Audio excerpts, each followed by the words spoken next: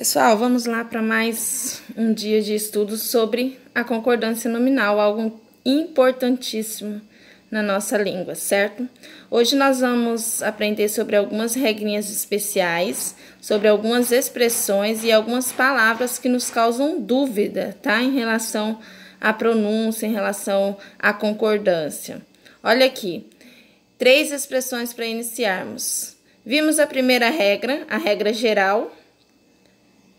O substantivo é o núcleo e os demais satélites concordam com ele em gênero e número.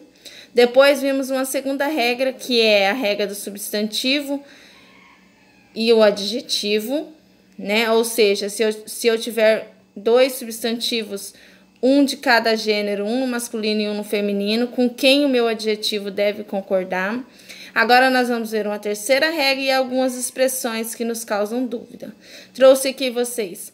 É permitido, é proibido, é necessário. Sofre alteração somente se houver um pronome ou artigo no feminino antecedendo o substantivo. Prestem atenção nessas 3 expressões. Olha, é necessário que ele cresça e que eu diminua. Até aqui, tudo certo. Como eu disse, ele já disse que é no masculino. E mesmo que não diga que é no masculino, o gênero predominante sempre é o masculino. É proibido entrada de menores de 18 anos. Aqui eu tenho a palavra entrada. Mesmo que você tenha consciência de que é a entrada, a expressão vai continuar sendo é proibido. Porque eu não tenho diante deste substantivo o artigo ou o pronome dizendo o gênero desse substantivo. Então, sempre vai ficar é proibido. Eu já tenho uma placa aqui, perigo. Proibida a entrada de pessoas não autorizadas. O que ocorreu aqui? Qual a mudança que houve? Olha aqui. Já não é mais proibido, e sim proibida.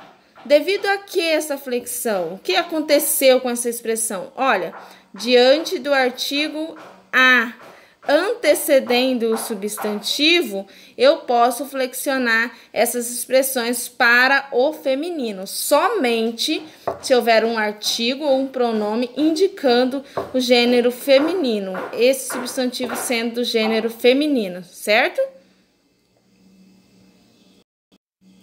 Mais algumas palavrinhas. Anexo, obrigado, próprio, mesmo e kit. Concordam com o termo a que se refere. Se o termo a que está se referindo é feminino, essas palavras vão para o feminino. Se o termo a que se refere é masculino, essas palavras continuam no masculino. Olha aqui, anexo o documento. O termo anexo se refere a documento. Documento está no masculino singular, então, anexo. Anexas as fotos. Fotos, que é o termo que anexo está se referindo, está no feminino plural. Então, a palavra anexo automaticamente vai flexionar. Anexas as fotos. Eu tenho a expressão pasta anexa. Pasta está no feminino singular, então a palavra anexa vai concordar com o termo a que está se referindo, feminino singular. Atenção, muita atenção para a expressão em anexo. Se você se deparar com essa expressão, ela sempre será invariável, em anexo, independente se o termo que ela se refere é do gênero masculino ou feminino, vai sempre continuar sendo em anexo. Então, se fosse trocar esses exemplos de cima, seria em anexo o documento, em anexo as fotos, em anexo a pasta. Outra coisa, a palavra mesmo concorda com o termo que se refere. Elas mesmas, ela mesma. Importantíssimo na vida cotidiana, você que já tem o seu primeiro emprego, é importante saber disso, tá? Não só para quem já está trabalhando, mas no dia a dia, não é mesmo? É muito comum mesmo, o equívoco em relação à palavra obrigado e à palavra obrigada.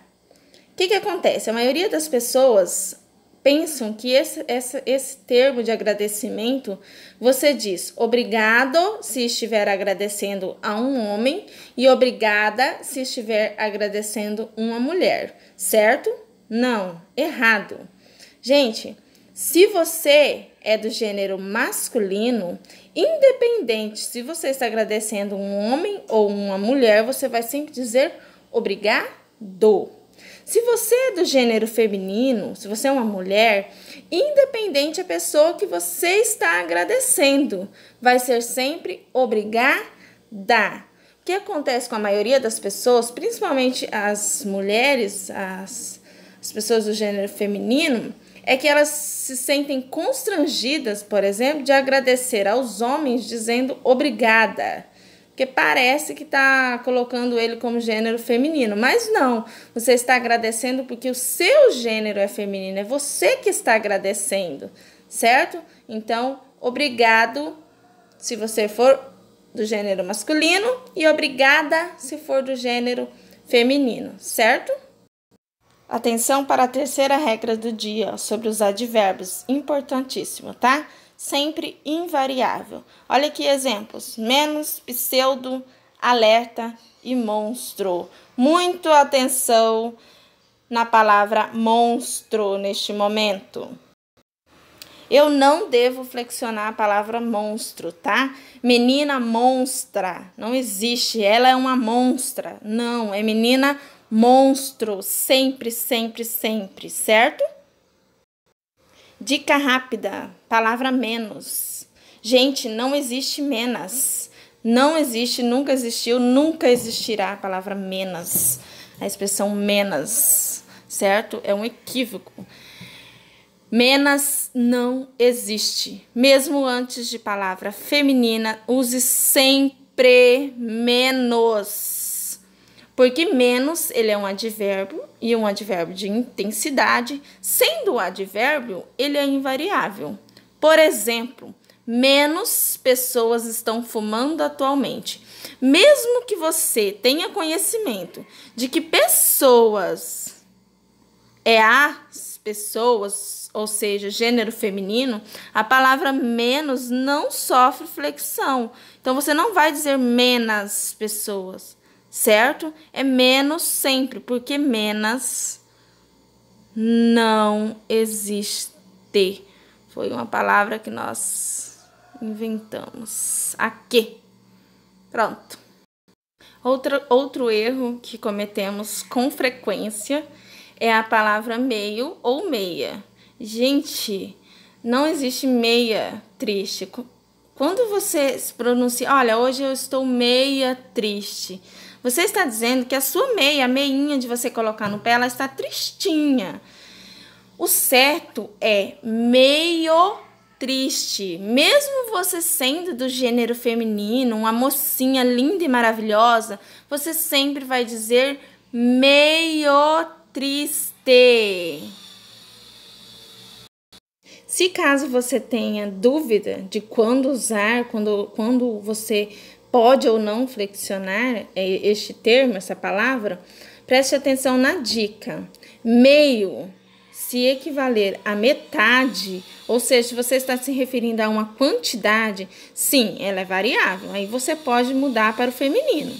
Mas se essa palavra meio equivale a um pouco, você pode trocar por um pouco, e equivale a intensidade, isso é invariável.